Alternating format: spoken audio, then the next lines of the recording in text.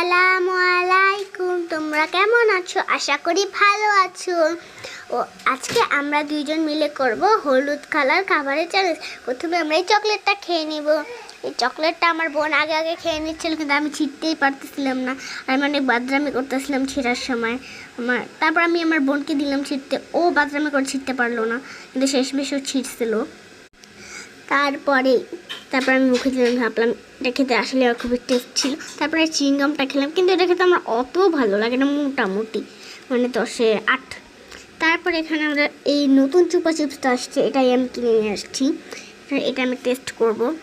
আমার মুখে তারপর খুবই মজা লাগতেছিল, কিন্তু পরে এটা খুবই চুপা লাগছিল, কেন আমি দেই নাই। পরে আমরা এই 15 টাকার লেসটা নিয়ে নিয়েছি। এই লেসটা আমি প্রথম ভাবছিলাম মনে খুব এতটা মজা হবে না। আগেরটার ফ্লেভার একটা সবুজ কালার, ওটার ফ্লেভারের মতো, কিন্তু এটা আসলে খুব খুব মজা ছিল। লাস্টে আমি পুরোটাই খাইছিলাম, খুব খুব খুব খুব মজা ছিল।